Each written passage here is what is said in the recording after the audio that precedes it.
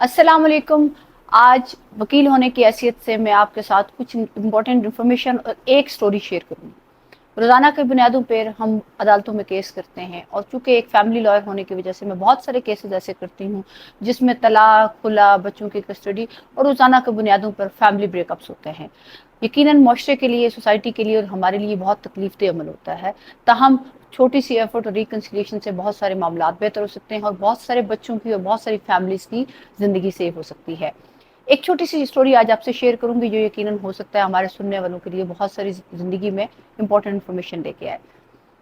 होता कुछ ऐसे है कि एक बेटी की शादी होती है और शादी के बाद वो माँ के पास वापस जाती है और उसको कहती है कि मैं अपने शौहर से बहुत ज़्यादा तंग हूँ और उससे तंग होने की वजह से मैं चाहती हूँ कि उससे तलाक ले लूँ।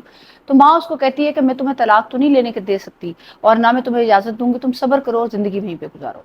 जिसकी वजह से बेटी वापस आ जाती है और अपनी ज़िंदगी गुजारना शुरू कर देती है। ताहम कुछ अरसे बाद वो फिर माँ के पास जाती है और कहती है कि मैं अपने शौहर से बहुत तंग हूँ, तो क्या कोई ऐसा हल है कि जिससे मेरे अपने शौहर से जान छूट जाए।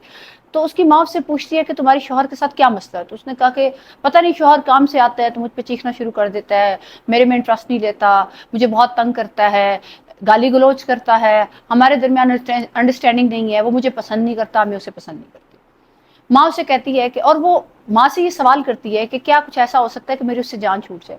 माँ उसे कहती है कि मैं तुम्हें कुछ कतरे देती हूँ दवाई के, वो तुम इस तरह करना कि उसके रोज के खाने में डाल दिया करना, जिससे होगा ये कि वो स्लो पॉइजनिंग जिसको कहते हैं, जो कि जहर होगी और आहिस्ता आहिस्ता आहिस्ता वो तुम्हारा शौहर मर जाएगा। और उसके बाद ये होगा कि किसी को शक भी नहीं होगा और तुम अपनी इस मुसीबत से भी निकल जाओगे। वो कतरे जो उसमें होते हैं ड्रॉप में, वो लेके चली जाती है और जाके तो वो यही फार्मूला स्टार्ट कर देती है।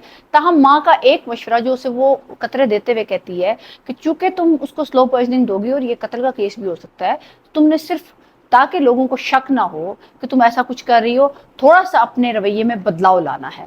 बदलाव ऐसे लाना है कि जब भी तुम उसको खाना दो और ये सारी चीज़ें करो तो तुमने उसका रूटीन में ज़्यादा ख्याल रखना है।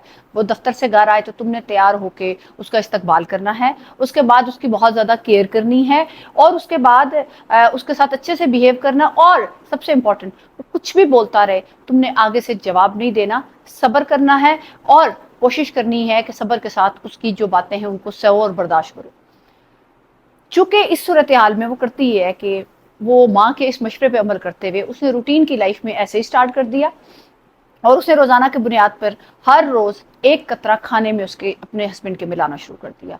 जिसकी वजह से हुआ ये कि साथ साथ उसने अपने रवैये को थोड़ा सा बेहतर करना शुरू कर दिया, शोहर का ख्याल रखना शुरू कर दिया। वो दफ्तर से जब घर आता था तो वो तैयार होकर आगे उसका इस्तकबाल करना और उसके बाद शोहर की जो फ्रस्ट्रेशन गुस्से में आए हुए उसको बर्दाश्त करती थी आगे से और उसके साथ अच्छे से बिहेव करना, उसके रवैये को बर्दाश्त करना और उसके बाद उसको रिस्पॉन्स में जो है वो उसकी केयर करना और रूटीन के मामलात में अच्छे से बिहेव करना था। कुछ अर्सा गुजरता रहा और ये सिलसिले के बाद हुआ ये कि आहिस्ता आहिस्ता मियाँ बीवी के ताल्लुकात में बहुत बेहतरी आ गई। और एक दिन ऐसा हुआ कि वो वापस अपनी माँ के पास गई और माँ को कहा कि क्या कुछ ऐसा हो सकता है कि वो जो आपने जहर दी थी उसका असर ख़त्म हो जाए, क्योंकि मैं अपने शौहर को जहर नहीं देना चाहती और मैं नहीं चाहती कि वो मरे। तो उसकी माँ उससे पूछती है कि क्यों ऐसा किया हो। तो उसने कहा कि मेरे शौहर बहुत बदल गया है और मेरे साथ उसके ताल्लुकात बहुत अच्छे हो गए हैं और मैं चाहती हूँ कि वो अब जो है हम ज़िंदगी बहुत अच्छी गुजार रहे हैं और मैं चाहती हूँ कि मैं ज़िंदगी को उसके साथ कंटिन्यू करूँ।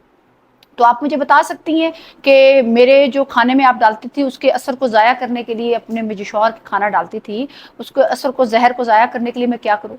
तो उसकी माँ आगे से मुस्कुराती है और उसे कहती है, बेटा कि मैंने जो तुम्हें कतरे दिए थे वो सिर्फ पानी था और उसके साथ तुम्हें जो एक्टिंग बताई थी और तुम्हें कहा था कि रोज़ उसको खाने के साथ ये देते हुए तुमने ये अमल करना है, उसकी बातों को बर्दाश्त करना है। जब वो दफ्तर से घर आए तो तुमने आगे से अच्छे से बिहेव करना है, उसकी बातों को सब्र से सहना है और उसके गुस्से का इजहार गुस्से में चीख चिल्ला के नहीं करना बल्कि सब्र से करना है, ताकि तुम्हारा जो है वो लोगों के सामने रवैया बेहतर हो जाए। उसका असर ये हुआ, तुमने ये करना शुरू किया तो उससे हुआ ये कि तुम्हारे इस रवैये की वजह से तुम्हारे शौहर के एटीट्यूड में बदलाव आया और तुम लोग एक आइडियल कपल की तरह रहना शुरू हो गए। तो मैंने तुम्हें कोई जहर नहीं दिया, मैंने सिर्फ तुम्हें जिंदगी गुजारने का ढंग सिखाया। इस स्टोरी में आपको सुनाने का सिर्फ एक मकसद ये है कि थोड़ी सी सब्र। मैं ये नहीं कहती कि यकीनन ये सिर्फ बेटियों के लिए नहीं है, उन बेटों के लिए भी है जो एक फैमिली का पार्ट होते हैं, उन शौहरों के लिए, उन भाइयों के लिए, उन बच्चों के लिए जो इस फैमिली को बनाते हैं। کہ تھوڑا سا صبر، تھوڑا سا برداشت ہمارے ہاں جو کہ بہت کم ہے، اگر کر لیا جائے تو بہت ساری فیملیز بچ سکتی ہیں۔